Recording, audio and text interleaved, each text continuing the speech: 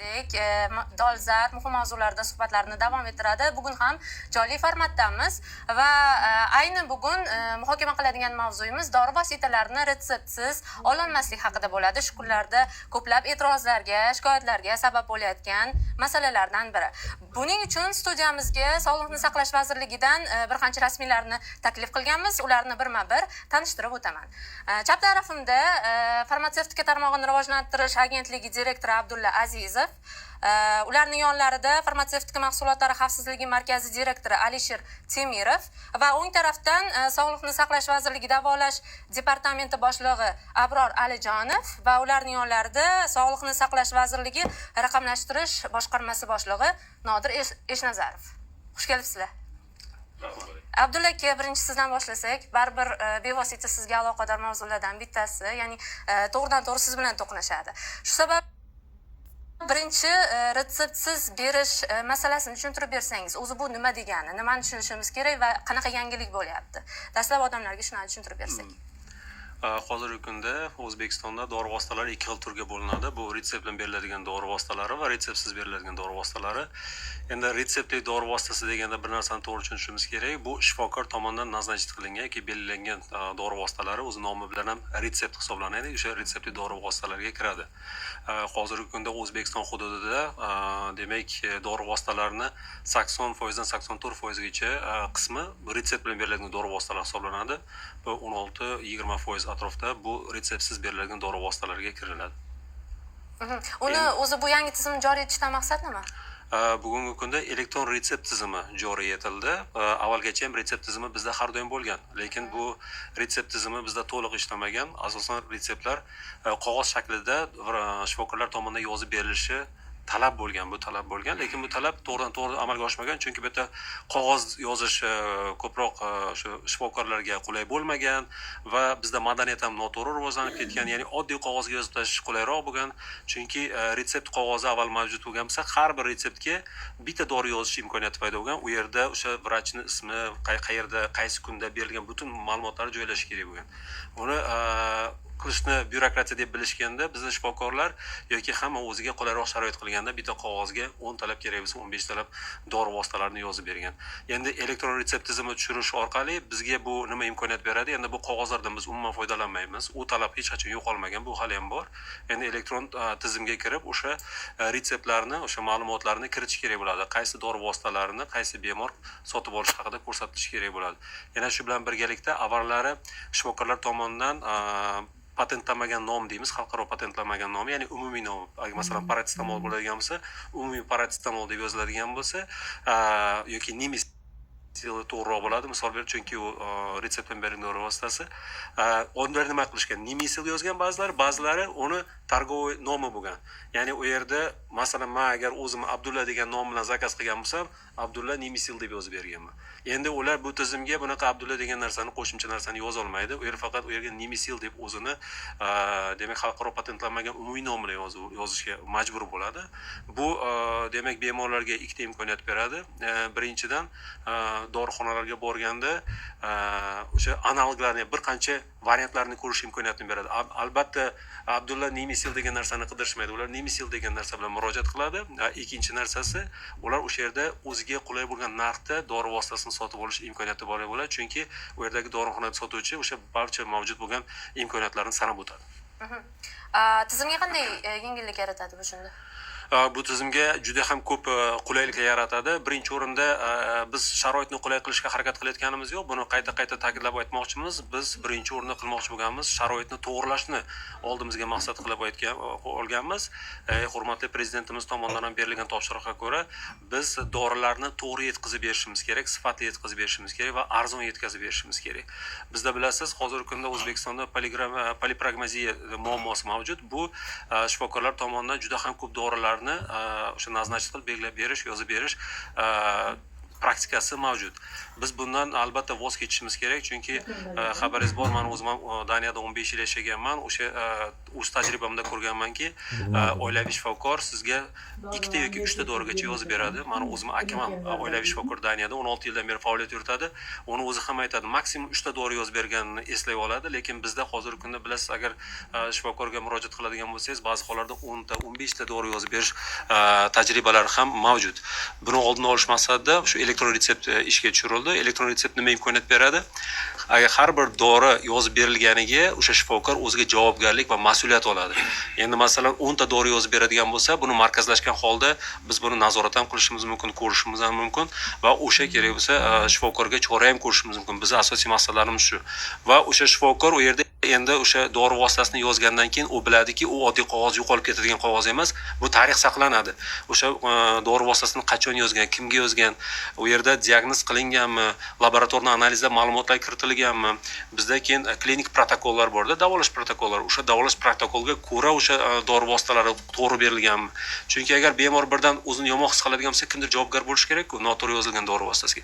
Aynan o'sha yerda o'sha dori shifokor ham o'sha javobgarlikni oladi, o'sha mas'uliyatni oladi va o'sha kerak bo'lsa bemor ham shu bo'yicha shikoyat qilishi mumkin yuqori turuvchi instansiyalarga va o'sha masala o'rganib chiqiladi.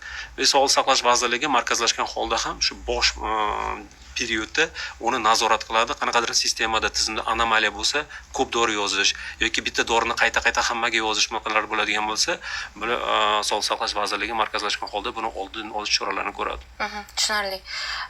Abror aka, sizga yuzlansak, davolash boshqarmasi boshlig'i sifatida bu tizimga shifokorlar, dorixonalarni tayyorgarligi haqida gapirib bera olasizmi? Chunki hozirda kuni kecha biz ham so'rovnomalarga chiqqanimizda dorixonachilar aytayapti, ya'ni sotuvchilar shifokorlarning o'zi retseptni to'g'ri yozib berishmayapti degan e'tirozni ham bildirishdi. Mana shu e'tiroz qanchalik asosli va umuman tayyorgarlik haqida gapirib bersangiz. Demak, bu tizimga o'tishdan oldin, kamida 3 oy oldin tibbiyot sohasidagi sohani xodim vakillarini offlayn hamda onlayn tarzda raqamlashtirish boshqarmasi tomonidan bir necha marta o'qitildi. Endi siz aytishingiz mumkin, o'zi bilmayapti deb. Endi tizim katta, qaysidir bir xodim buni o'zlashtirmagan bo'lishi mumkin. Lekin vazirlik tomonidan, tegishli boshqarmalar tomonidan aynan shu elektron retseptni qanaqa yozilish bo'yicha bularda ishchi guruhlar tuzilgan, shu ishchi guruhlar tomonidan onlayn hamda offlayn tarzda bu tayyorgarlik ko'rildi. Hamda shu bilan bir vaqt o'zida shu xususiy dorixonalar vakillarini ham bu tizimga o'rgatildi.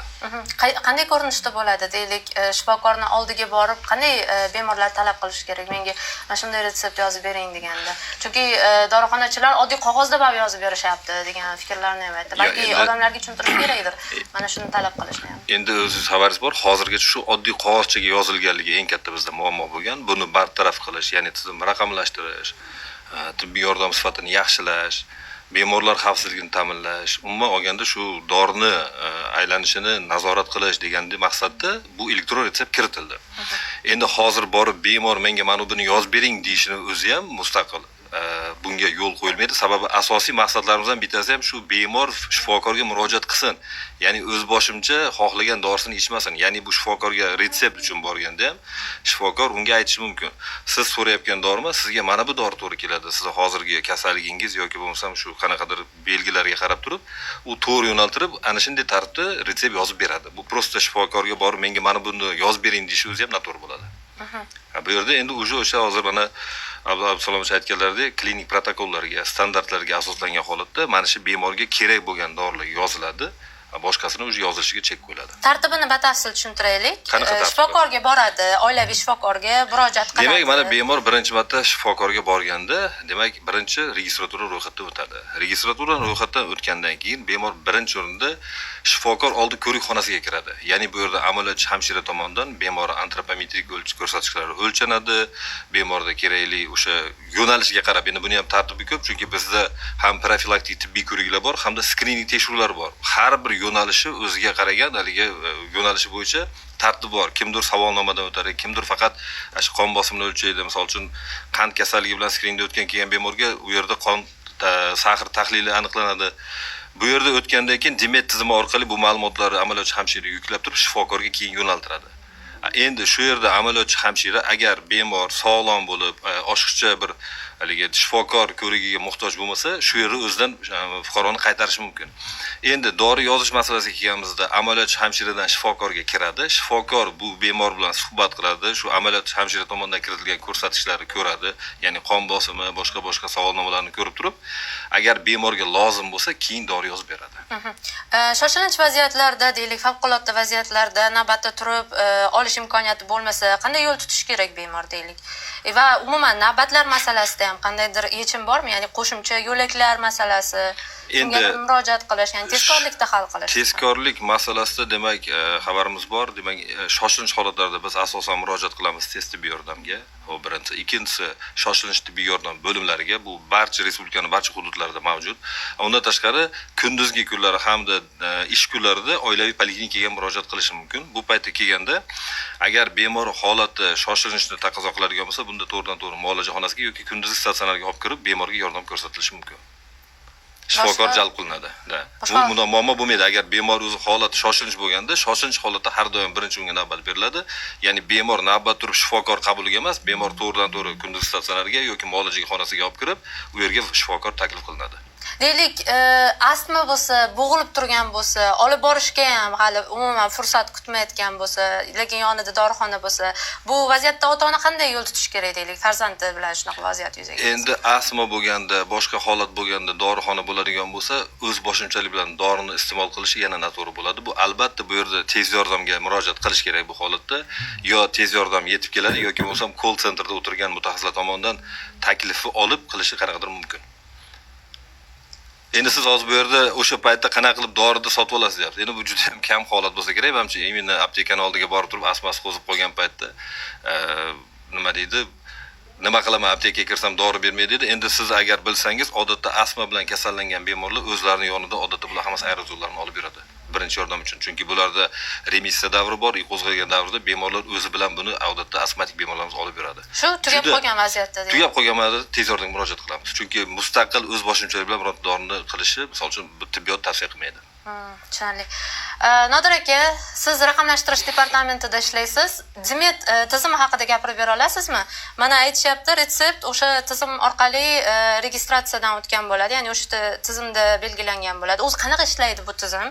Deylik, ko'p xavotirlar bor. Tizimda muammo yuzaga keladigan bo'lsa, qanday yo'l tutiladi va internet ishlamagan paytlarida nima qilish kerak? Chunki shunaqa hududlar ham bor. Endi hozircha Toshkent va boshqa respublikaning 15 ta tuman shaharlari inobatga olinyapti. Shu vaziyatda muammolarni hal qilish uchun yechimlar ko'zda tutilganmi? Savolingiz uchun katta rahmat.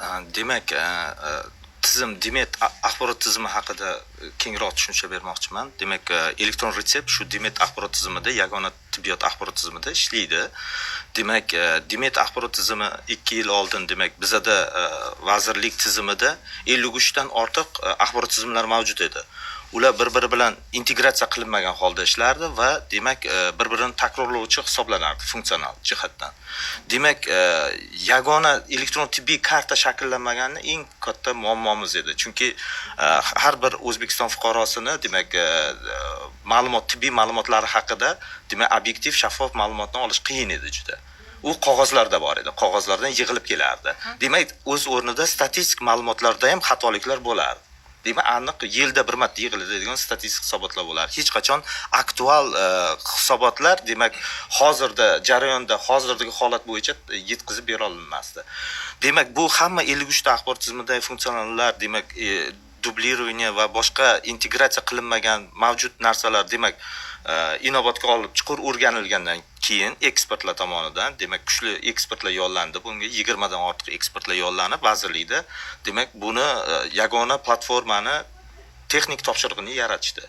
Demak, o'zimiz, demak, shu o'rganib chiqilgan holda, demak, vaziyatni o'rganib chiqilgan holda yagona platformani texnik topshirig'i yaratildi. Bundan keyin texnik topshiriq, o'sha texnik topshiriqqa asosan Dimet axborot tizimi ishga tushirildi, aprobatsiya qilindi va 1 yildan ortiq muddatda hozirgi kunda ishlab kelmoqda. Bunda Dimet axborot tizimida bugungi kunda 37,5 million aholimizni, demak, fuqarolarimizni elektron tibbiy kartalar shakllandi.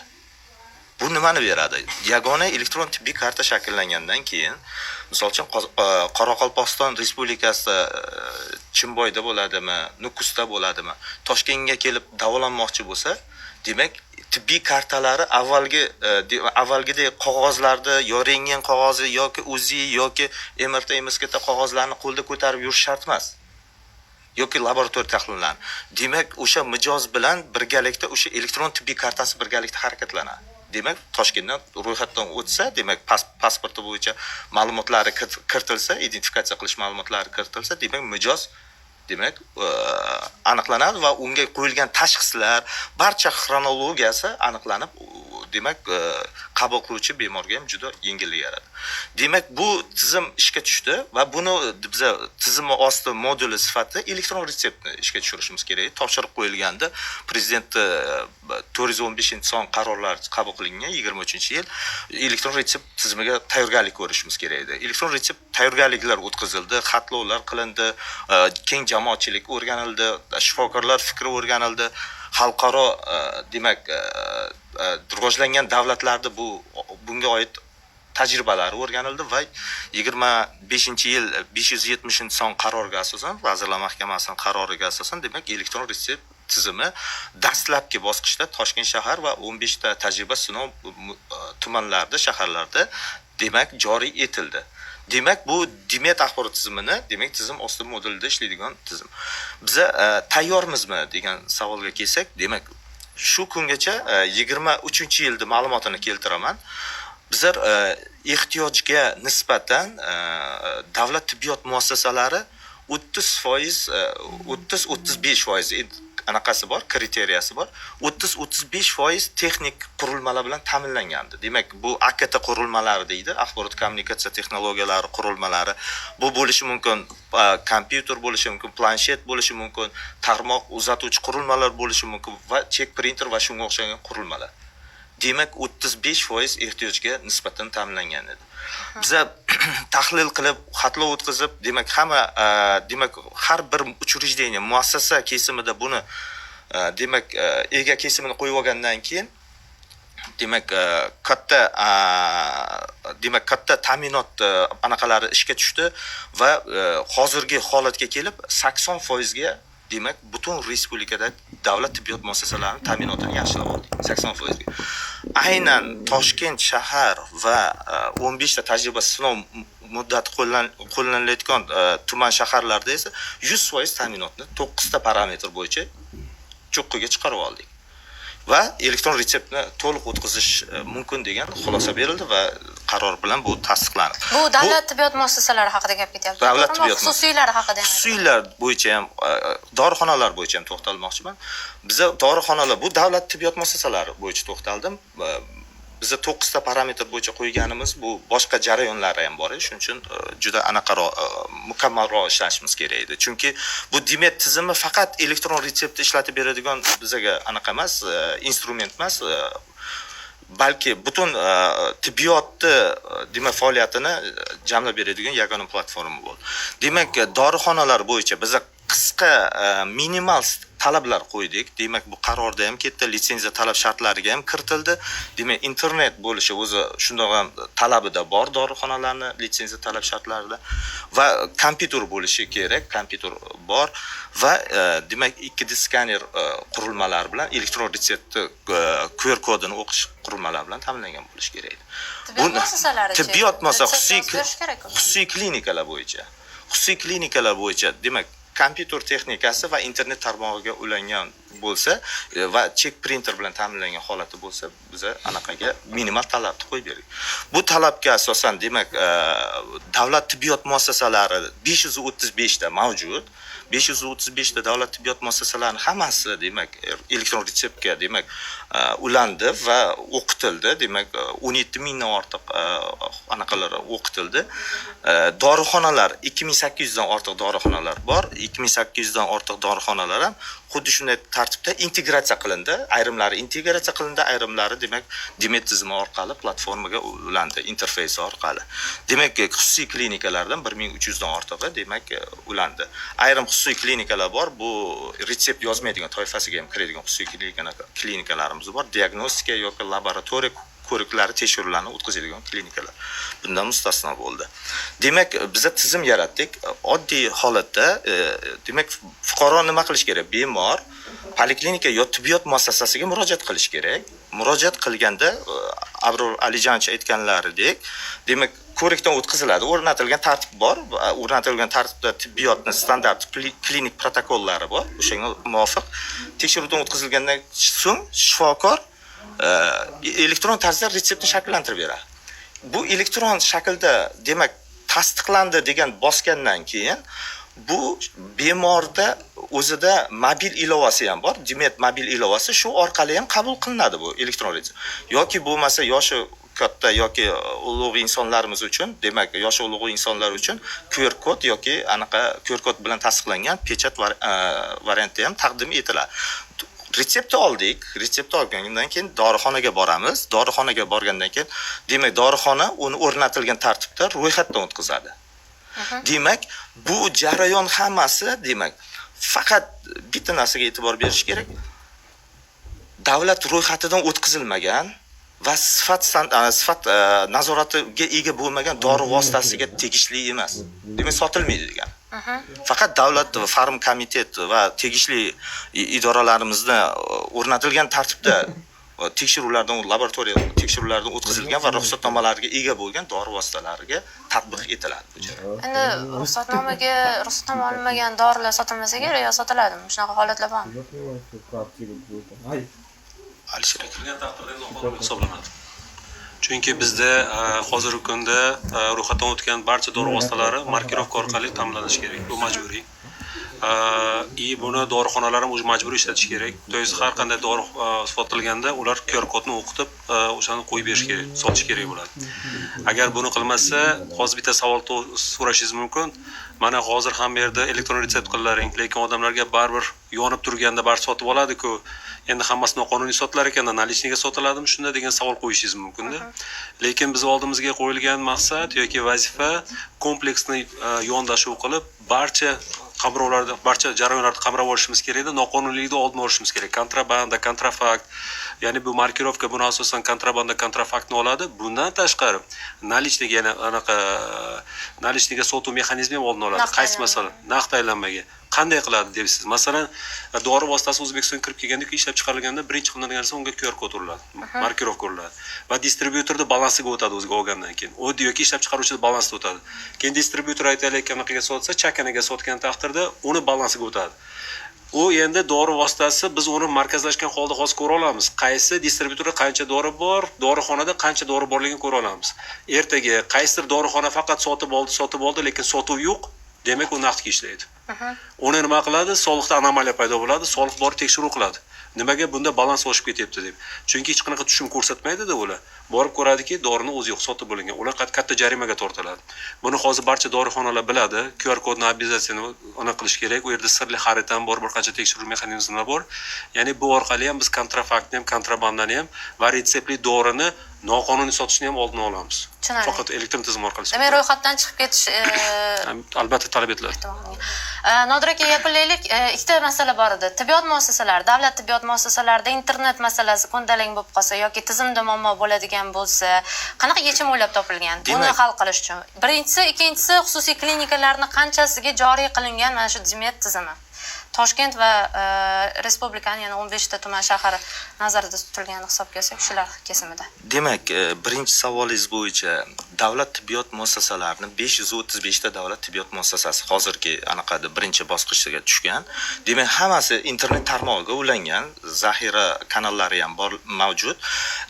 Bundan tashqari bizda firewall va tarmoq uskunalari bor. Shunaqa nazorat qilib turibmiz. Bizani call centerimiz, ikkita call center ishga tushgan bugungi kunda Sog'liqni saqlash vazirligida. Demak, birinchi call center axborot tizimlarini, demak, axborot tizimini umuman Dimet axborot tizimi va elektron retsepti ishlashini nazorat qilib turuvchi va undagi xatolik, nosozliklarni kuzatish bo'yicha va call center ishga tushgan 71 kod bilan 202 5000. Demak, ikkinchi call centerimiz, demak, dori bilan munosabatda elektron retsept orqali olishda muammolar yoki tushunmovchiliklar yoki retseptli, retseptsiz shunaqa masalalar bo'yicha 20 nafar yuqori malakali shifokorlardan iborat call center ham tashkil etilgan ekan 1003 o'sha orqali bog'lanish bilishlari mumkin. Demak, biza aytib o'tganimdek, hamma tibbiyot muassasalari internet tarmog'i mavjud va nazorat, kunlik nazorat, nagruzkalar tizimda hammasi nazorat qilib turibdi. Lekin hozirgacha demak internet nosozligi kuzatilgan emas. Agar internet nosozligi kuzatilsa, tibbiyot muassasasida demak planshet bilan ularni men aytdim, planshet bilan ham ta'minlangan o'sha tibbiyot muassasasi shifokori o'rnatilgan tartibda internet yo'q anaqada tibbiyot muassasasida demak plansheti orqali elektron retseptni tayinlash imkoniyati mavjud. O'zini hisobidan kiradimi shuni internet? Elektron planshetlar hammasini davlat hisobidan olib beriladi. Yo'q, aytmoqchi bo'lganim, internet haqida gap ketyapti-ku, internetda sim karta, unda planshetga sim karta ulangan. Ha, u ham qoplab beriladi. Ha, albatta. bo'ldi, tushunarsiz. Rahmat. Ha, tushunarli. Ikkinchi savolingiz bo'yicha agar ruxsat bersangiz, xususiy klinikalar bo'yicha Toshkent shahrida 41% va 15 ta tumanlarda har xil darajada ulangan, umumiy ko'rsatkich 49% ga yetkazilgan. Toshkent shahrining o'zida 41% Toshkent shahar, umumiy hisobda 49. bu Toshkent va 15 ta tuman shahar hisobga. Xuddi shunaqa. Tushunarli. Alisher aka, asosiy eng muhim nuqtalardan biri menimcha siz bilan yuzlashadi-yu. Chunki aynan dori vositalarini retseptsiz berish va bermaslik bo'yicha ro'yxat tasdiqlangan. Va o'sha ro'yxat yuzasidan odamlarda ko'p e'tirozlar yuzaga kelyapti. Ya'ni bir xillar ba'zi dorilarni nega kiritilganini tushunishmadi, uni absurd deb hisoblashdi. Agar ruxsat bersanglar, mana shu aynan shu nuqta bo'yicha bir mutaxassisdan fikrini olganmiz. Zarifboy Ibadullayev, professor, nevrolog, ularning fikrini eshitsakda, keyin siz bu bo'yicha izoh bersangiz. Texniklarimizdan iltimos qilamiz videoni ekranga chiqarishsa.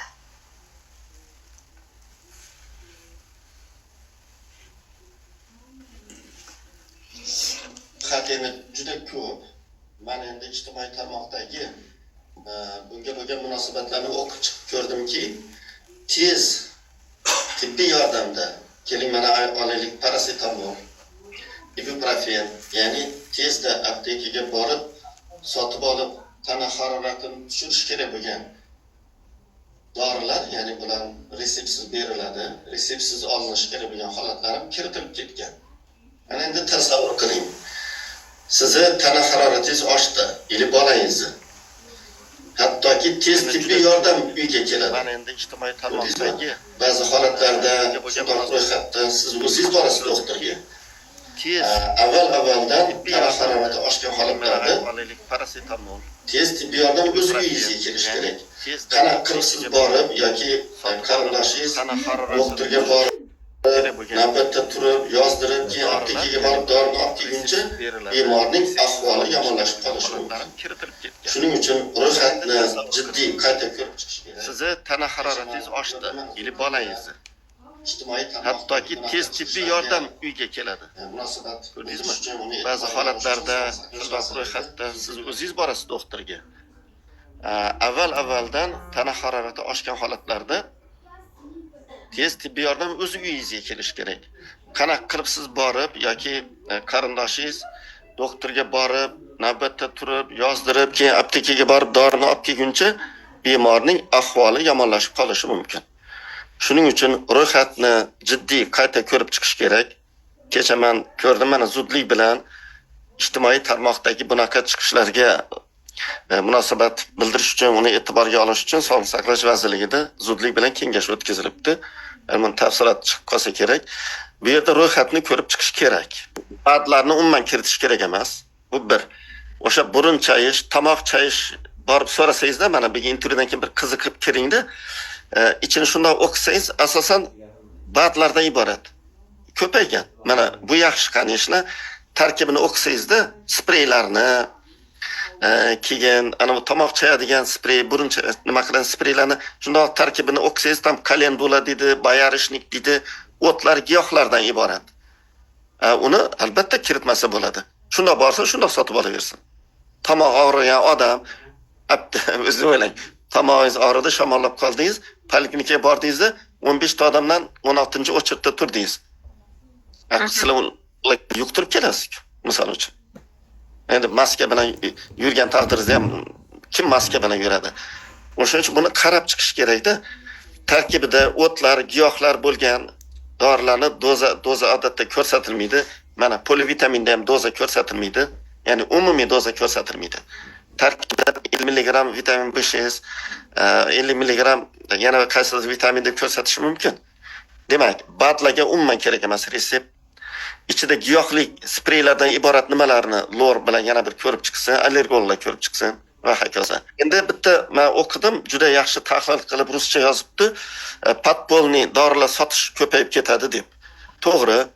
Agar o'zingiz o'ylang, bolangizda temperatura chiqqan bo'lsa, onangizga zudlik bilan berilish kerak bo'lgan dori o'sha zahoti qilinish kerak bo'lsa, uni endi doktorga borib, QR kod, elektron retsept orqali qilib yurish bu yaxshilikka olib kelmaydi. Endi har qanday ish boshlanish paytida xatolar bilan bo'ladi. Men Sog'liqni saqlash vazirligini jonini olayotganim yo'q, lekin elektron retsept tizimi bu zo'r tizim. Uni bir chiroyli qilib, yana shakllantirib, chiroyli vaziyatga keltirsa, eng katta zarba dori mafiyasiga bo'ladi, bilasizmi? Hamma vazirlikda o'tirganlar, kafedra mudirlari, doktorlar, tajribali insonlar, bular buni qarab e'tiborga olib chiqadi degan umiddaman. Ro'yxat endi juda ko'p.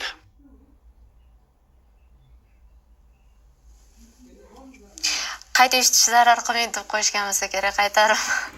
Alisher aka, mana tarmoqlarda hozir ham mana yozishyapti, jonli efirda izohlarda yozishyapti. Nemisilni nimaga kiritgansizlar?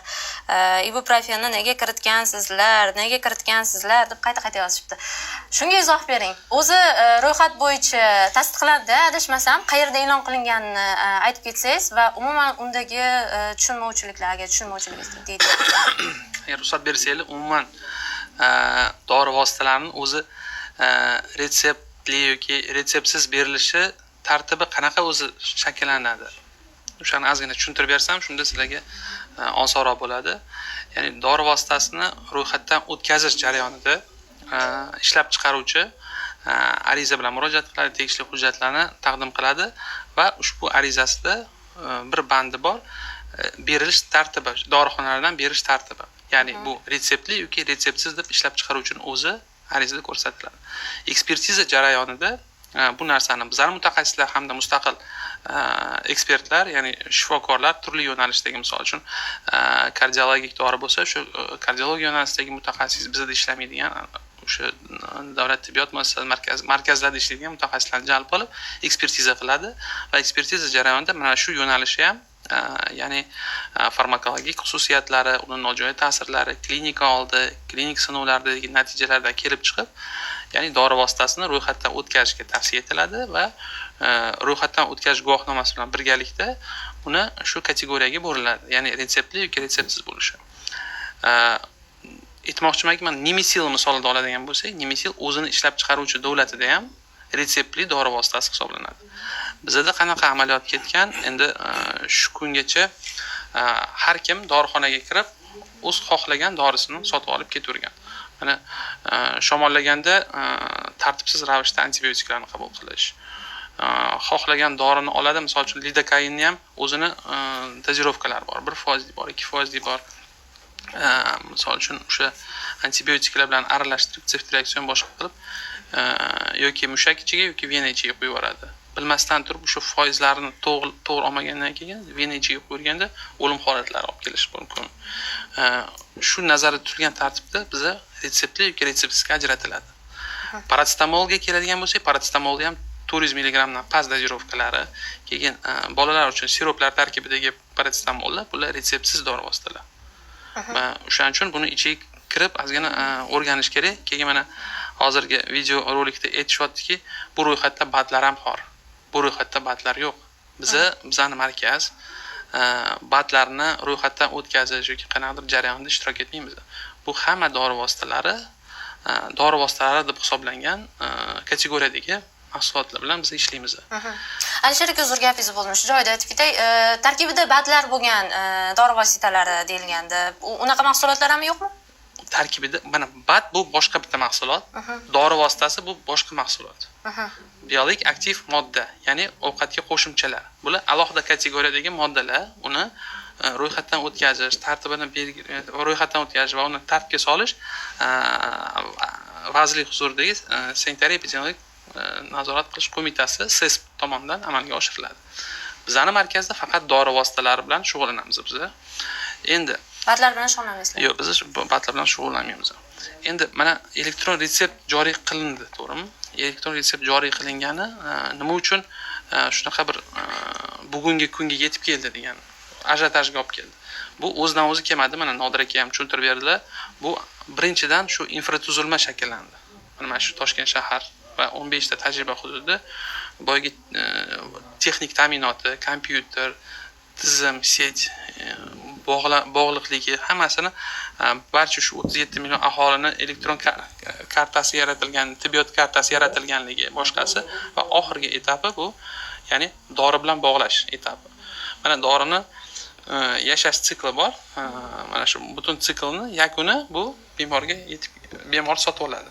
Mana ishlab chiqarilgan dori vositasi yoki import bo'lgan dori vositasi maxsus raqamli markirovka orqali kuzatib boriladi. Ya'ni ishlab chiqaruvchi yoki ulgurji korxona o'zini hozir misol uchun omborxonasida turgan dori vositasi shot faktura bilan dorixonaga sotsa, bu onlayn tarzda ko'rishimiz mumkin, qaysi dorixonaga bu dori vositasi yetib keldi. Endi elektron retsept buni yakunlab beradi. Ya'ni qaysi bemorga o'sha dori vositasi berildi. Demak, nazorat ketyapti. Agar butun nojo'ya ta'sir ko'rsatib kelib chiqsa, boshqa qilsa, demak, tayinlagan shifokor ham ko'rib turibdi, bu bemorni uni holati qanaqa, qaysi dori vositalari mumkin bunga, qanaqa dori vositalarga allergik reaksiyalari bor, oldin qaysi kasallik bilan kasallangan, qaysi dori vositalarini qabul qilgan va u tuzalganmi, tuzalmaganmi, balki asoratlari bilan yana qanaqadir qo'shimcha kuchliroq dorilar berilgandir. Antibiotiklar masalasi juda ham dolzarb muammo. Chunki ko'p shifokorlar shunaqalari borki, kuchli antibiotik berishadi, bemor qabul qiladi, to'g'ri tuzaladi, lekin uni уже organizmi rezistent bo'lib qoladi. U antibiotikka keyingi safar o'sha antibiotik ta'sir qilmaydi, lekin undan kuchlirog'ini olish kerak bo'ladi. Xalqaro tajribada antibiotik guruh anaqa rezervni antibiotiklar bor-da. Ya'ni zaxirada turadigan antibiotiklar. Qanaqa ma'noda? Ya'ni chet ellarda antibiotik oxirgi holatlarda qo'llaniladi va juda ham birinchi pokoleniya antibiotiklarni qo'llashadi. Bugungi kunda mana shu Jahon sog'liqni saqlash tashkilotining hisobotlariga qaraganda, mana shu bizning mintaqamizda antibiotik rezistentность va boshqa davlatlarda ham juda ham yuqori. Chunki tartibsiz bu narsani qo'llanyapti. Ko'p xorijga chiqqanda o'zimiz ham hayron bo'lamiz. Ko'pchilik darajada oldin nima uchun biz retsepturli dori vositasini u yerdan sotib olmaymiz? Bu yaxshimi, yomonmi? Savol. Bu yaxshimi, yomonmi? Menga beryapsiz savol? Retseptsiz nima qilmaymiz? Retseptsiz dori, retsept bilan beriladigan dorini chet eldan retseptsiz ololmaysiz. Bu to'g'ri? Bu to'g'ri. Demak, mana 1 yil, 2 yil oldin mana bizga ham shunaqa savol berishardi. Nima uchun bizda chet elda emas? Nima uchun tartibsiz hamma xohlagan dorini chet elga keladi-da, yo'q, sizlarda shu antibiotik olsa bo'ladimi? Bunaqa narsa dorilar olsa bo'ladimi deb hayron bo'lishardi.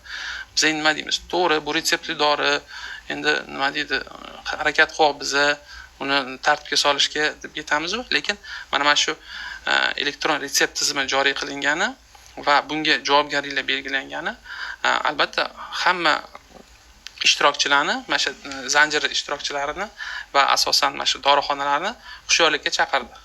Men minnatdorchilik bildiraman. Mana shu dorixonalar bugungi kunda to'g'ri mas'uliyatni his qilgan holda aholimizni birinchi o'rinda aholimizni sog'lig'ini saqlash yo'nalishida o'zlarini ko'rsatishdi. Ya'ni bular ham shu zanjirda ijtimoiy o'zligini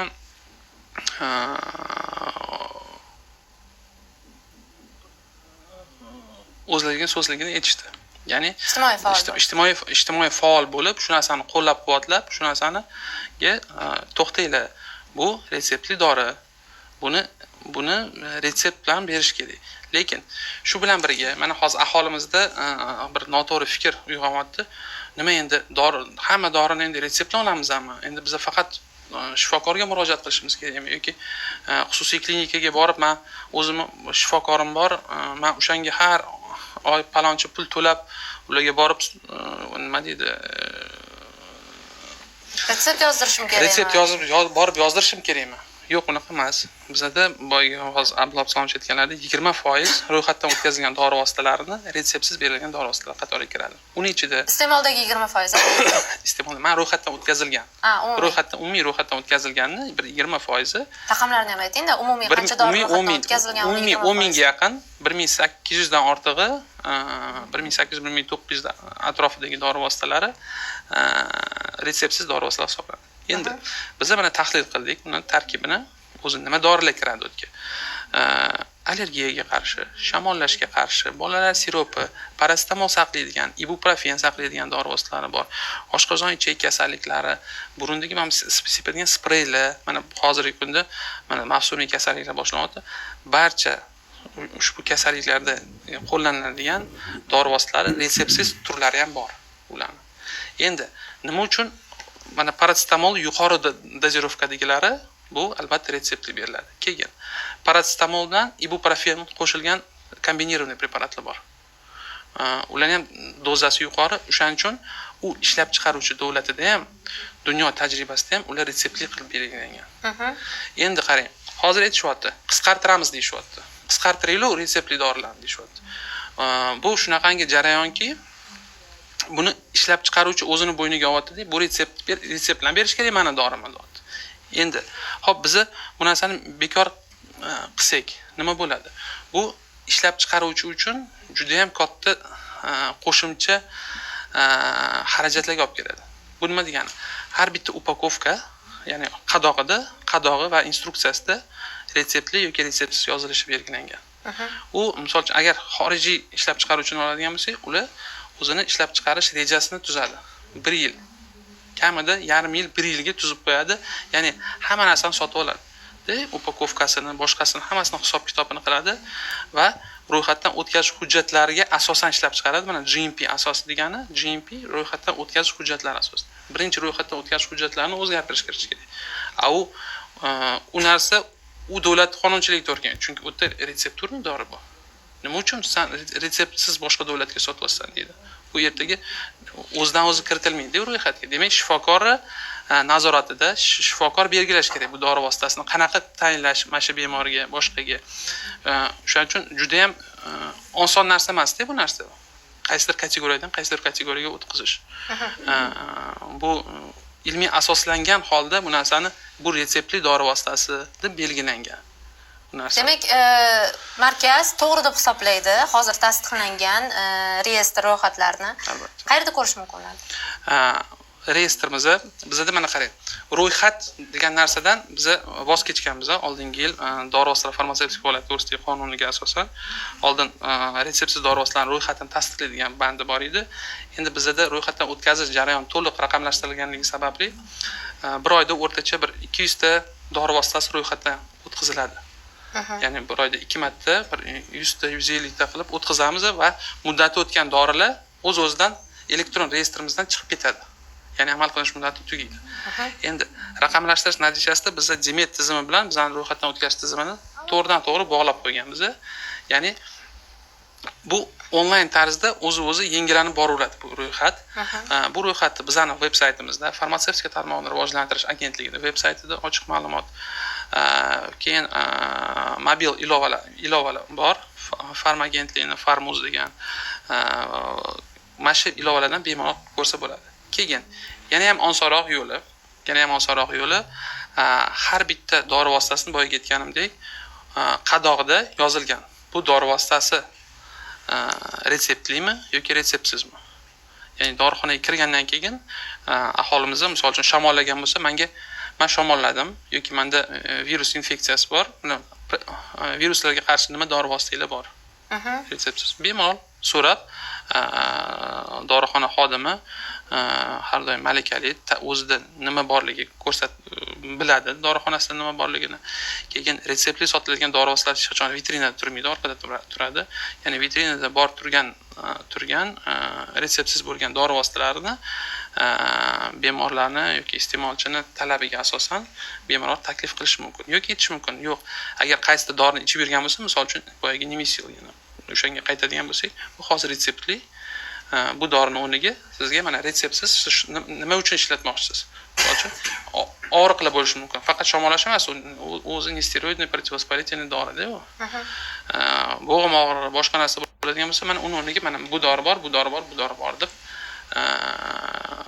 dorixona xodimi tavsiya qilishi mumkin. Dorixona xodimi yana retseptlarni ham, shifokor bergan retseptlarni ham ko'rib, bemordan kelib chiqib, misol uchun muloqot qilib, narsani retseptni ham o'zgartirish haqqi bor. Yo'q, Albatta. qanday? O'zgartiradi. Demetdan, tizimdanmi?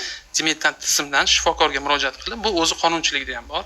Ya'ni farmatsevt, nima uchun farmatsevt o'qiydi? 5 yil o'qiydi-da dorixonada ishlash uchun. Jarayon qanday? Shifokorga telefon qiladimi? Qanday? Mana elektron tizimda to'liq ma'lumot bo'ladi. Ya'ni QR koddan keladi, QR kod skaner qiladi, Demet tizimi orqali skaner qiladi. Qaysi shifokor, qaysi poliklinikadan, qaysi dorini yozgani, uning telefonlari bo'ladi. Agar unda balki xato qilgan bo'lishi mumkin-da shifokor. Bo'lishi mumkin inson omili. Bo'lishi mumkin inson omili. Telefon qilib, mana bunaqa bo'lyapti. Bu odamni yoshiga to'g'ri kelmagan dozirovka qilibsiz yoki mana narsani qilibsiz deb, u narsani korrektirovka qilish imkoniyatlari bor. Bunaqa vaziyatda shifokorga qandaydir nima desam ekan, feedback deydimi, tushuntirish beriladimi shunda? Baribir noto'g'ri yozgan bo'lsa u paytda. Yo'q, o'sha ikkita mutaxassis gaplashib oladi. Ha, tajribalimiz. Yo'q, chunki telefoni bo'ladi-da, u yerda kim yozgani hammasi tizimda ko'rinib turadi. Tushunarli. Agar ruxsat bersangiz, o'sha yerda bir ikkita qo'shimcha qilay. Mayli. Chunki biz ham baribir mana hurmatli prezidentimizdan sun'iy intellekt haqida juda ham ko'p gapiryaptilar, boshqa masalalar ko'tarilyapti. Sog'liqni saqlash vazirligida ham bitta muhim zadacha turibdi. O'sha borgan sari diagnostika bu sun'iy intellekt tomonidan qilinishi kerak edi. O'sha Xitoyda bu tajriba bor. Estoniyada amalga oshirilgan, ularda electronic decision maker deydi. Sizni butun istoriya ma'lumotlaringiz yig'ilgandan keyin, o'sha laboratoriy analizda hammasi kiritilgandan keyin o'sha klinik protokollar bor, sistema o'zi qandaydir решениyani o'zi предлагать qiladi. Yoshingizni, bo'yingizni hammasini biladi, vesini biladi, shunga qarab o'zi bir решение qabul qiladi. Biz ham shu o'ringa kelamiz, bilmayman 2-3 yillarda xudo xolasa shunga kelamiz. Shunda tizim ham, masalan, doktor agar qaysidir preparatni noto'g'ri kiritayotgan bo'lsa, sistema to'xtatadi. Yo'q deydi. Bu narsani kirita olmaysan, chunki bu parametrlarga umuman to'g'ri kelmaydi, yoshiga to'g'ri kelmaydi-da. Shunda bu yerda farmatsevtdan bu bilan uncha ko'p aralashish shart emas. Har holda tizimni o'zi oldindan ta'kidlaydi. Shuning uchun ham hurmatli prezidentimiz tomonidan topshiriq berildilar. Mana klinik protokollarni umuman qaytadan ko'rib chiqish, mana Abror aka ham keyin aytib berishlari mumkin. Umuman dori vositalari u yerda juda ham ko'p o'zgarishlar bo'ldi. O'zini isbotlamagan dori vositalari ham klinik protokollarga kirib qolgandi. Ularda ham hammasi tozalandi. O'sha oxirgi to'g'ri qo'llanilgan va xorijiy tajribadan olingan dori vositalar ham o'sha klinik protokollarga qo'ydi. Yana bir ikkita narsani qo'shimcha qilib aytmoqchi edim. Mana Alisher ham o'zi aniq aytib o'tdi. Asosan muammo qachon? Masalan, men hozir tushundim, O'zbekistonda retseptli dori ola olaman degan tushuncha paydo bo'ladi, to'g'rimi? Biz hozir ko'proq ularni patsientga qaratishimiz kerak. O'sha bemor qiynalishi kerak emas bu jarayonda. Bemorning birinchi qiladigan narsasi bilmaydi, u retseptmi, bu retsept emasmi degan. Shuning uchun eng osoni unga o'sha Farmuz mobil ilovasi bor. O'shani o'rnatsa, o'sha yerda dorisini nomini yozsa, o'zi ko'rsatib beradi. Retseptli, retseptsiz degan narsani yozib beradi. Referent narxini ham ko'rsatib, bir qancha ma'lumotlar bor, hammasini ma'lumotlarini ochib beradi. Agar yonida internetda bo'lsa, o'sha farm.gov.uz degan saytimiz bor. U yerda ham xuddi shunday nomini paracetamol deb yozsa, barcha mavjud bo'lgan paracetamollarda o'sha targoviy nazmalar hammasi bilan ko'rsatadi. Qaysi bir retseptli, qaysi bir retseptsiz, dozirovkasi, butun ma'lumotlarni kompaniyalargacha hamma ma'lumotlar oson qilib olish imkoniyati bor. Yana eng muhim narsa, buni qo'shimcha qilib aytishimiz kerak. Toshkentda birdan elektron retsept kiritilgani yo'q, ishga tushgani yo'q. Bu yilning boshidan boshlangan bu jarayon. Yunusobod tumanida bu tajriba holda bu elektron retsept tushirish tizimi amalga oshirilgan. Sog'liqni saqlash vazirligi boshchiligida va prokuratura qoshida departament birgalikda juda ham katta ish olib borishgan. Bu yerda farmatsevtika mahsulot xavfsizligi markazi ham o'ta birgalikda faoliyat olib borishgan. O'sha nima edi, o'zimizni xodimlarni o'qitish jarayoni, ulardan qancha takliflar kelib tushgan, mana Nodir aka keyin aytib berishlari mumkin. O'sha har qayerdan o'sha nima edi, aptekalardan, shifokorlardan, o'sha pользовательlardan takliflar ham kelib tushgan. O'shalarni takliflarini inobatga olgan holda mana shu tizim takomillashtirilgan. O'sha o'rganilib, Yunusobodda tugatilgandan keyin, aprobatsiya tugagandan keyin Vazirlar Mahkamasi qarori chiqqan. O'shanda muddat belgilangan 10-dekabrdan shu anaqa Toshkent shahar va qolgan 15 ta tuman shaharlarda ijro etish, joriy etish va 26-yilning oxirigacha barcha O'zbekistonning hududlarida bu narsani joriy etish yo'lga qo'yiladi. Bir narsani esdan chiqarishimiz kerak emas. Bu change management deyiladi, ya'ni o'zgarish mexanizmida. Bu madaniyatda juda ham katta muammomizni o'zi shakllantirib o'rganamiz yillar davomida. Hamma o'rgangan bor aptekadan xohlagan narsasini. Aptekachilar ham o'rgangan massaviy sotishda. 10 ta, 15 ta dorini sotib olishga ham o'rgangan. Ular ham juda ko'p pul qo'ygan. Kelibsa shifokorlar ham ko'p dori yozishga o'rgangan. Endi bu narsa yo'qolib qolyapti o'rtadan. Bu shokoy terapiya deyiladi. Bu bitta O'zbekistonda emas, barcha davlatlar shu narsadan o'tgan. Mana shu katta o'zgarishda shokoy terapiya deyiladi. Bu yerda eng muhim vazifamiz hozir bizni. Mana 110.02 masalan situatsionni markaz tashkil qilingan bo'lsa, biz operativni tayyor turishimiz kerak. Biz asosan hozir patsientlarga urg'uni qaratishimiz kerak. Kimda qanaqa savol bo'lsa, o'shani javobini berib turaverishimiz kerak. O'shanda patsientlar o'rganadi bu narsaga. Chunki madaniyatni baribir o'zgartiradigan vaqt keldi. O'tib ham ketgan o'z vaqt. Lekin buni biz agar oyoqqa turg'izmasak, o'sha farzandlarimizda juda ham ko'p muammolar paydo bo'ladi. Chetga boradi farzandlar. Davolaganingizda u dorilar ta'siri yo'q. Sababi u 4-avlodda davolangan. Chetdagi protokolda 1-avlodda beradi. Masalan, antibiotik deb. Ta'sir qilmaydi.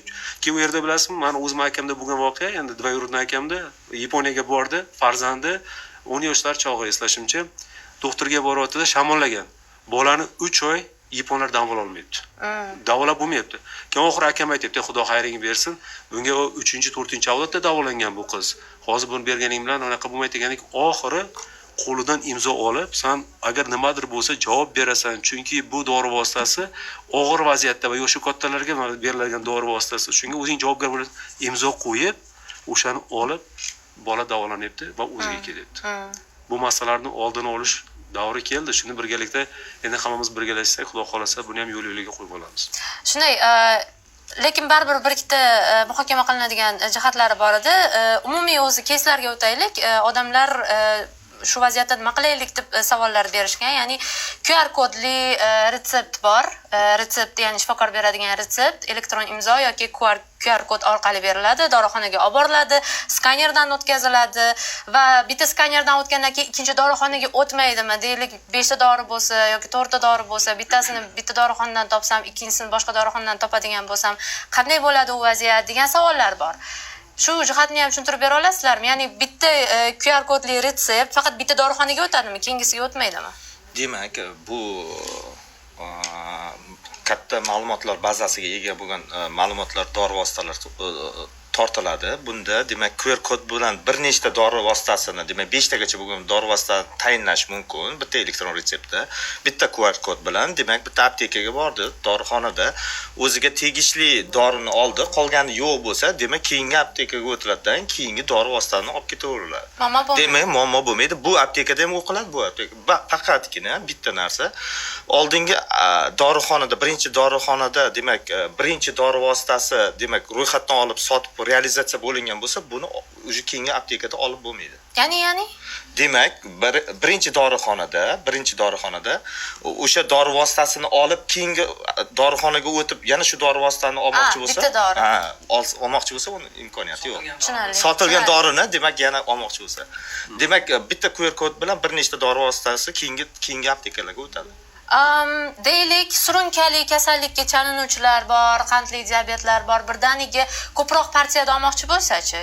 Deylik, bitta dorixonada o'sha dorini bir qismini oldida, ikkinchi qismini boshqa dorixonada olmoqchi bo'lsa, qanday vaziyat? Nima bo'ladi bunda? Yo'q, endi hozir savolda aytaylik, nimaga endi aynan bitta dorini yarmini bundan oladi, ikkinchisini boshqa dorixonada? Bo'lishi mumkin-ku. Qanchadir miqdorda o'sha dorixonada qolgan bo'lishi mumkin. Hozir mana sizga aytildi, dori xarid qilingan miqdorini misolcha xarid qilib bo'lgandan keyin o'zi u avtomatik tarzda ta'qib bo'ladi hamda bu shifokorga demak tizim orqali o'sha olindi degan ma'lumot boradi. Ya'ni qolgan olinmaganini boshqadan olishi mumkin. Agar endi qaysi maqsadda buni oladi, agar fuqaro o'zi uchun ichadigan bo'lsa, menimcha bu optoy anaqa nima deydi, massiviy olmasa kerak menimcha. Uning uchun agar bu yerda taqiq qo'yilgan bo'lgandan keyin bu QR kod bilan yana olishni xohlasa, unda shifokorga murojaat qilishga to'g'ri keladi. Chunki hozir aytyapsiz-ku sizga Yana bir bor olishga yana bir bor agar shifokordan olishmoqchi retsept bo'ladigan, olish chunki kerak. shifokor bu retsept yozayotganda e'tibor qaratsak, necha kun ichishini, necha mahal ichishini tizimda bu narsa borda, necha kunga yoki bir kunda necha mahal ichishi hammasini tizimda shifokor belgilab beradi. O'sha belgilangan miqdordan tepasiga уже bu yerda QR kod bilan taqiq bo'ladi. Tushunarli. Abror aka, deylik, uzoqroq vaziyatda, uzoqroq muddatga ichish kerak deb belgilangan bo'lsa, QR kod bir oyga o'tadi, o'shanda bir qismini oldi deylik, ikkinchi qismini ola olmaydi shunda. Shundaymi vaziyat? Mana qarang, hozir yana Unga ham yana shifokorning oldiga borish kerak. shifokor oldiga Ya'ni aytmoqchi bo'lganim, uzr gapingizni bo'ldim. Yakunlay savolni. Ba'zi e'tiroz bildiruvchilar, murojaatchilar aytishyapti, men davlat shifoxonasiga bormayman, men xususiy klinikaga boraman va har bitta konsultatsiya qanchadir miqdorda pul turadi. Va agar u bir oylik muddat bo'lsa, deylik, men kattaroq partiyada olmoqchi bo'lsam, yana har oy borib, yana pul sarflaymanmi deyapti-da. Ya'ni men konsultatsiyaga pul sarflayman yo dorigami degan e'tiroz bor.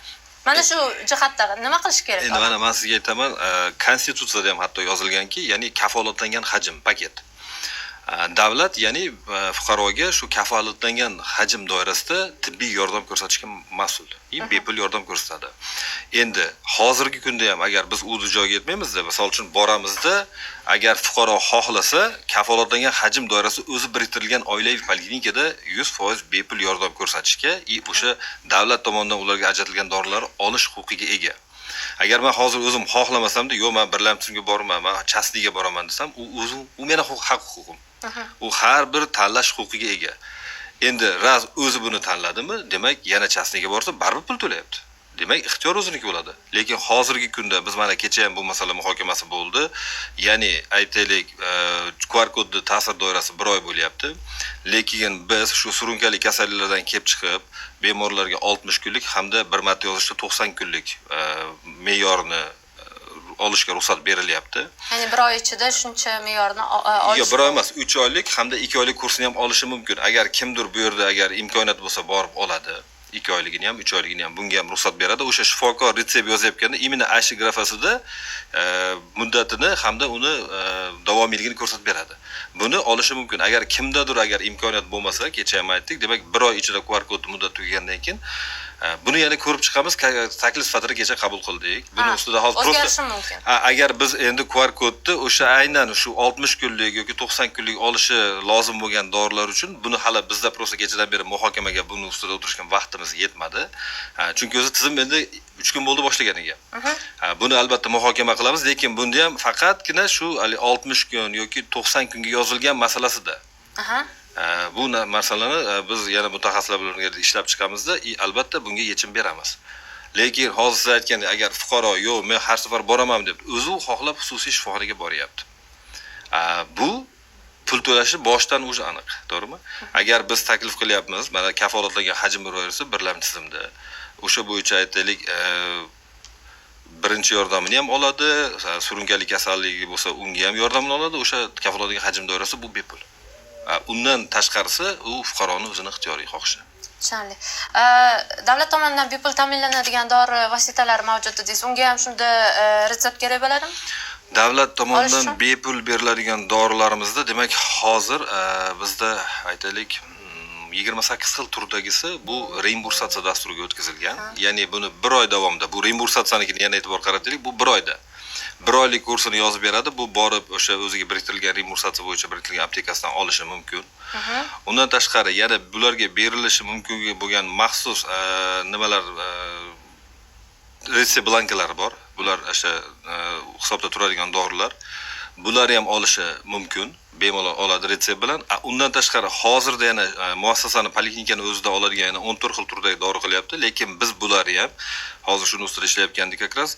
Keyingi bosqichda shu qolgan 14 xil turini ham reimbursatsiyaga o'tkazib bermoqchimiz. Ya'ni bemorga retseptni beradi, elektron retsept orqali borib reimbursatsiya dasturi orqali olib ketadi. Buni muassasa beradi. Hozirda buni poliklinikadan oladi. Tushunarli. Mavsumiy kasalliklar davrida retseptga ko'proq talab kuchaysa, deylik, poliklinikalarda navbat oshishi ehtimoli mavjudmi? Ya'ni bu dasturni ishlab chiqayotganda shunaqa risk yuzaga kelishi taxmin qilinganmidi? Endi qarang, hozirda demak bizda poliklinikalarimiz, demak, sizga tushuntiradigan bo'lsak, 15 ta pilot tumanlarimizda 3000 aholiga bitta tibbiy brigada biriktirilgan, ya'ni bitta tibbiy brigada 5 ta odam. Nimada qolgan viloyat tumanlarimizda, tuman shaharlarimizda ya'ni 2000 ta aholiga bitta tibbiy brigada 5 kishi xizmat ko'rsatadi. Ya'ni bular o'zini oilaviy shifokori, o'zini xizmat ko'rsatuvchi o'sha hamshiralar bor. Undan tashqari har bir poliklinika o'zini quvvatidan kelib chiqib turib bunga aholi biriktirilgan. Men o'ylaymanki, mavsumiy davrda qanchadir bir miqdorda oshishi mumkin, lekin bunaqangi bir haligi navbat keltirib chiqarish darajada bo'lmaydi. Sababi chunki 2000 fuqaroni hamda 3000 fuqaroni o'ziga biriktirilgan mas'ul shifokorlar bor. O'zingiz ham davlat poliklinikasiga borasizmi? Boraman? Navbat ko'rmagansiz? Men navbatda qanaqasiga navbat? Endi men kunduzi bormayman-da. Talon olib shifokorga. Yo'q, kunduzida chunki ishda bo'lamiz. Odatda kunduz bo'lganligi uchun, obedgacha bo'lganligi uchun men hech anaqa qilmaganman. Nima deydi? Navbatga to'g'ri kelmaydi. Sababi ko'proq obedgacha borsak, endi poliklinikaga ham qanaqa, endi haligi Xudoga shukr, ko'p kasal bo'lmayapti shekilli, poliklinikaga oshircha boradigan haligi внезапно borish holatlari bo'lgani yo'q. Tushunarli. O'sha yerga qo'shimcha qilib aytaman. Xabaringiz bor, Sog'liqni saqlash vazirligida o'rinbosar bo'lib raqamlashtirish bo'yicha faoliyat yuritganimda eng katta o'rgangan masalam ham muammo ham shu bo'lib chiqqan. Navbatlar. Poliklinikadagi sababini hozir tushuntirib beraman. Nima uchun bunaqa narsa bo'ladi bizda? Birinchidan poliklinikada asosiy tashrif buyuruvchilar soat 11 gacha bo'ladi. Biz elektron navbat tushiramiz deb juda ham qiynalganmiz, chunki madaniyat bunga hech yo'l qo'ymaganda. Mana masalan, men o'zim chetda yashaganimda nima bo'lar? Doktorimga telefon qilaman, doktorim menga aytadi: "Mana deydi, chorshanba kuni shu yerda vaqtim bor, payshanba kuni bunda vaqtim bor. Qaysi senga to'g'ri keladi?" deydi. Men o'sha vaqtga yozdiraman, bo'ldi, o'sha vaqtda boraman. Bizda nima bo'ladi, bilasizmi? Poliklinika soat 8 da eshikni ochsa, hamma yoshi kattalar namozdan keyin o'sha yoqqa kirib ketaman yoki ikki qatli ayollar masalan o'sha yerga hozir ertalab kirib olay, chunki kuni bilan ishimni qilishim kerak deb hamma patok ertalab kirib keladi. Yoki ishga keyin o'tishim kerak, ertalab kiramanda o'sha unaqami nima edi, ruxsatimni olaman, xullas kasalligim haqida ma'lumotim olaman deb bizga patok ertalab keladi. Aslida bu bunaqa bo'lishi kerak emas. O'sha elektron navbatda madaniyatimiz ustida ishlashimiz kerak. Tizim yaratilgan o'shanda ham. Tizimni ishlash juda ham qiyin bo'lgan. Chunki haligi yoshi katta kelgan odamga, "Aka, siz hali anaqa navbatsiz keldingiz, to'g'ridan to'g'ri kirib keldingiz, siz o'zingiz telefon qilib aytishingiz kerak edi" deyish, bu juda ham katta nima edi, o'sha madaniyatda o'zgarishni talab qiladi. Biz baribir buni oxirigacha yetkazishimiz kerak. O'shanda siz aytgan anaqachi navbatlar bo'lmaydi. Hozir bilasizmi, ko'p poliklinikalarga boring, ertalab massa odam, soat 11-12 dan keyin bo'm-bo'sh. Chunki o'sha butun patok o'rgangan, mana shu madaniyat shakllangan. Endi biz o'sha bosqichma-bosqich mana shu to'g'ri madaniyatga o'tishimiz kerak. Odamlarni oldindan qilish, Nodir aka balkim aytib beradilar, hozir rejalarda masalan mobilniyoda kirib vaqtini belgilash, o'sha o'zini shifokori bilan to'g'ridan to'g'ri ishlash mexanizmi, mana shular yo'lga qo'yilganda, keyin biz mana shu masalalardan voz kecha olamiz. Ungacha bu narsani kirita olmasak, xalqimizni madaniyatga o'zgartirishni qilamiz. Ertalab kirib kelaveradi. Siz har doim o'chirga tushib qolaverasiz. Lekin obeddan keyin siz ham o'tmaysizda, eng qizi. Bu juda diskussiyali narsa. Buni alohida balki intervyu tashkil qilib muhokama qilishimiz mumkin. Xo'p, yana bitta masala bor. Elektron retsept yo'lga qo'yildi. Yaxshi islohotlardan biri, ya'ni odamlarning salomatligi umuman nazarda tutilyapti. Lekin narxlar masalasida juda bir xavotirlar yuzaga kelyapti. Deylik, elektron retsept sabab dorilar olish kamayadi, aptekalarda, dorixonalarda dorilar savdosi kamayadi. Kamroq savdo qilayotgan paytida dorixonachilar narxlarni oshirish ehtimoli bormi, yo'qmi? Shu borada agar oshirilsa qanday choralar ko'riladi, bu qanday nazorat qilinadi degan savollar ham bor. Avvalambor katta rahmat. Bu referent narxlar bir mavzusi ko'tarilganda shu haqida qisqacha ma'lumot bersam, umumiy olganda hozirgi kunda O'zbekiston hududida retsept bilan beriladigan dori vositalariga narx nazorati mavjud. Retseptsiz beriladigan dorilar, bad, tibbiy buyumlarga umuman narx nazorati mavjud emas, regulatorikasi yo'q. Avvallari shu 2024-yilda ham tibbiy buyum barcha dori vositalariga narx nazorati bo'lardi. Lekin o'sha rivojlangan davlatlarda o'rganganimizda o'sha retseptsiz beriladigan dorilar nazorat qilinmaydi va o'sha badlarga ham hech qanday unaqa nazorat shakllanmaydi. Tibbiy buyumlar ham nazorat qilinmaydi. Endi biz faqat bu nazoratni o'sha retsept bilan berilgan dori vositalariga olganda bir qancha chuqur analiz qilganimizda bir qancha muammolarga duch kelib qoldik. Ba'zi bir muammolarga ruxsat bersangiz ochib beraman.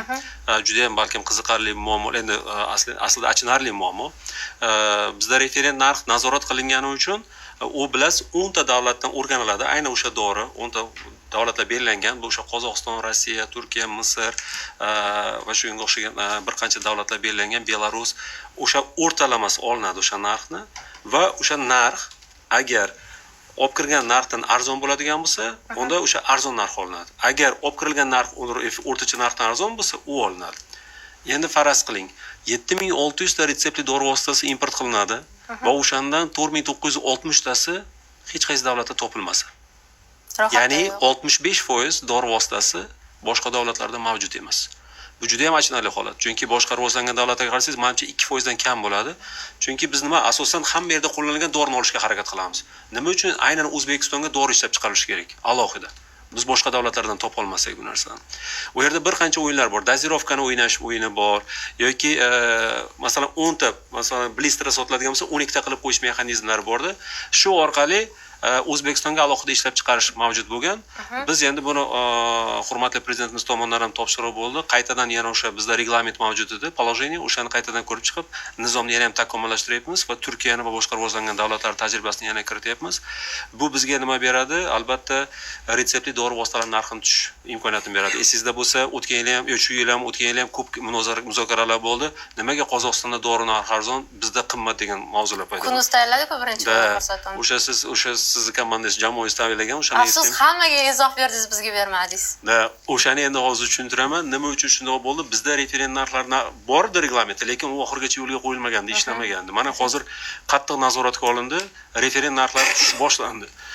Biz birinchi o'rinda 2600 ta dori vositasini sun'iy oshirilganini topdik va buni ma'lumotlarni barcha distribyutorlarga jo'natdik. Bu avgust oyida. Keyin 4-sentyabrda yana yig'ilish qildik va ularga endi predmetni har bir dori qancha narxga tushishini belgiladik va 1-oktyabrdan yangi narxlar kirishini aytib o'tdik. Keyin apellyatsiya jarayonlari ko'payib ketdi, chunki O'zbekistonda birinchi marta katta ob'yomda bunaqa ish qilinayotgandi va ko'p kishiga bu shokovoy bo'ldi. Va biz rahbariyatimizdan ruxsat so'radik. Mana 5-dekabrgacha muddat olib, 5-dekabrda 1970 ta dori vositasini referent narxini tushirdik. O'sha hozirgi reyestrga kirsangiz, distribyutorlar uchun narxlar tushib ketdi. Ba'zilariga 80%, ba'zilariga 30% har qanaqa narxda tushdi. Lekin o'sha chakana savdochilarga 1-martgacha muddat berildi. 1-martdan ular ham o'sha narxga tushadi. Chunki bizning qonunchilikda 3 ta narsa bor. Birinchidan referent narx bor. Referent narx bu eng maksimum sotishingiz bo'lgan narx. Ikkinchisi cheklangan, ikkinchisi 15% cheklangan narx bor. Distribyutor sotib olgan narxdan 15% ustiga qo'yish mumkin marja va chakanasi 20% qo'yish mumkin. Mana shu 3 ta parametr orqali butun mexanizm kontrol qilinadi. Endi narx qanaqasiga tushib ketishi mumkin? U faqat oshib ketishi mumkin. Faqat 20% qo'ya oladi. Undan ortiq qo'ya olmaydi chakana. Uni ortiq qo'yganda jazolanadi. Uni ortiq qo'yganda soliq masalan qo'mitasi yo antimonopoliya ular tizimi bor. Biz ham o'sha tizimni ko'rib turamiz. Kimdir yuqori sotadigan bo'lsa, ular jazoga tortiladi. Boshqa davlatlarda ham xuddi shunday. Retseptli dori vositalari nazorati bor. Undan yuqori narx sotish mumkin emas. Mana O'zbekiston ham borib mana shunga boryapti. Dorixonalarda ham agar qandaydir sun'iy narxni oshiradigan bo'lsa, biz baribir uni topa olamiz, tizimdan sota olamiz. Topgandan keyin jazolash mexanizmi bo'ladi va menimcha bularga u qulay kelmaydi. Bizning asosiy maqsadimiz shuda. Xalqimizni sog'lig'ini o'ylash. Bitta narsani to'g'ri tushunishimiz kerak, dorixona bu biznes emas. Dorixona bu ijtimoiy yo'nalish. 2024-yildan boshlaganmiz bu mesajni hammaga berish. Dorixona distribyutorlik bir kechirasizlar, bu biznes emas, bu ijtimoiy yo'nalish, bu xalqni sifatli dori vositalari bilan va arzon narx bilan ta'minlash vazifamiz yuklangan. Buni oxirigacha dorixonalar bilan birgalikda amalga oshiramiz. Maqsadingizga samimiy bo'lsa, qo'llab-quvvatlanadi. Albatta. Oxirgi savolim, dorixonachilar hozir yangi amaliyot qilingandan keyin agar baribir kelishyapti, iltimos qilishyapti qariyalar, yosh bolali odamlar majburan berib yuborish holatlari bo'lishi mumkin. Endi bilmaymiz, balki hozir amaliyotda bo'layotgandir. Yangi amaliyot hali to'liq ishga tushirilmasidan jazolash mexanizmini ishga tushirishyapti degan xavotirlar bor. Shu borada ma'lumot ham berib ketinglar, nima bo'ladi? Dorixonachilar jazolanishi mumkinmi yoki yo'qmi hozirdan? Amaldagi qonunchiligimiz bo'yicha dorixonalardan retsept asosida berilishi kerak bo'lgan dori vositalari retseptsiz sotilsa, bazaviy hisoblash miqdorini 5 dan 10 baravarigacha jarima. Agarda kuchli ta'sir qiluvchi moddalarni xuddi shunaqa retseptsiz sotadigan bo'lsa, 50 baravardan 100 baravargacha jarima. Shu bilan birga dori vositalarini cheklangan shu narxidan yuqori sotish hamda mana shu retsept bo'yicha sotish qoidalarini buzish bu litsenziya talab va shartlarini qo'pol ravishda buzilish hisoblanib, litsenziyani bekor qilishga olib keladi. Shu kunlarda jazolandimi? mana bunaqa narsada buni biz bu Vazirlar Mahkamasining qarori 570-qaror mana sentyabrda qabul qilindi. Mana 3 oy vaqt berildi. Ya'ni bugun kunda mana bugun qabul qilib bu qaror bo'ldi, ertadan kuchga kiradi degan narsa bo'lmadi. Ya'ni bu narsa dorixonalar ham mana tajriba sinovdagi o'tgan dorixonalar, ya'ni Demet tizimi qanaqa ishlaydi, QR kodni qanaqa qilib o'qiladi, texnik muammolar juda ko'p bo'ldi u yerda. Misol uchun QR kod o'qilmadi yoki bir narsalar bo'ldi. Juda ko'p ishladik biz mana Uzinfocom, Demet tizimi bilan mana Sog'liqni saqlash vazirligining raqamlashtirish boshqarmasi bilan ishladik. Ya'ni bu narsani biz keltirib oldik ishini. Ya'ni texnik tomondan juda ko'p muammolar kelib chiqishi mumkin edi. Buni biz shu avgust oyigacha bitirib qilib olganmiz va bu qaror chiqdi. Demak, 10-dekabrdan bu amaliyotga joriy qilinadi. Mana endi joriy qilindi. Hozir mana muammolar kuzatilyapti. Muammolar qanaqa? Tizim ishlayapti, lekin bu yerda aholi bilan ularga tushuntirish ishlari boshqasi yetarli bo'lmaganligi sababli hozir bizda mana hozir aytganingizdek qariyalar kelyapti, iltimos dori bergin, boshqa qilgin, unaqa qilgin deb. Endi biz ham hamma narsani tushunamiz. O'shaning uchun mana Sog'liqni saqlash vazirligida alohida ko'l markazlar tashkil qilindi. Joylarda mana poliklinikalar,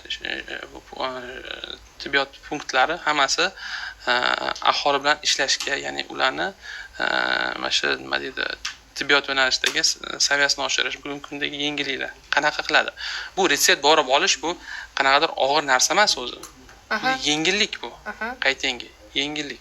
Shu narsa borligini, shu narsani mana oson yo'li bilan undan ko'ra borib dorixonaga borib yalinmasdan, boshqa qilmasdan bu narsa berilmaydi ertaga dorixonadan. Chunki ularga o'z javobgarlik turibdi. O'shani oson yo'lini tushuntirib, mana tizimiz mana bunaqa ishlaydi. Sen ortiqcha qanaqadir kimgadirga ovora bo'lishing kerak emas. Surunkali kasalmi? Uni dorisi aniq. Boyga aytgandek 1 oylik, 3 oylik, 6 oylik beriladi. Zarur narsami? Shamollab qoldimi? Retseptsiz dorilar bor. Allergiya boshqa narsasi bormi? Retseptsiz analoglari bor. Bemalol sotib olsa bo'ladi. Ya'ni shifokorga nima uchun boriladi? Og'ir kasallik, qo'shimcha antibiotik, boshqa narsalar uchun shifokor bu narsani belgilash kerak. Bekordan bekorga bu retseptli sotiladi degan kategoriyaga kirmagan bu dorilar. Shuning uchun shu narsani inobatga olgan holda men aholimizdan ham iltimos qilardim. Mana bugungi kundagi bo'layotgan yengilliklarni mana poliklinika xodimlari, patronaj slujbalar ishlaydi. Mana shu narsaga rioya qilib o'zligini, sog'ligini saqlashligi kerak-da. Bizning maqsadimiz kimgadir jazolash, boshqa narsa emas. Bizning maqsadimiz shu tizim yurish kerak. Chunki bu davlatimiz rahbarining siyosatlari to'g'ri yo'nalishda ketyapti. Bu ham xorijiy tajriba bu narsa. Shuning uchun bu yo'nalishda biz hamjihatlikda, hamkorlikda ishlaymiz. Call center eslatib keting raqamini ashiraga. 1003. Sog'liqni saqlash vazirligining call markazi 1003. Texnik jihatdan tizimda muammolar bo'ladigan bo'lsa 71lik 202 50 00. Raqamlarni montajdan keyin yana batafsil kiritib o'tamiz. Kelganinglar uchun rahmat. Men studiyada shu rasmiylarni ko'rsam juda ham xursand bo'laman. Ochiqlik juda ham yaxshi, muloqot, kommunikatsiya juda ham yaxshi. Bu shubhalarni kamaytiradi. To'g'ri, boshida savollar ko'p bo'lishi mumkin, balki siquvga olinishingiz mumkin, lekin shunda ham keyinchalik bu narsa kamayib, bir-birini tushunadigan holatga keladi degan umiddaman. Yana bir bor kelganinglar uchun rahmat. Rahmat.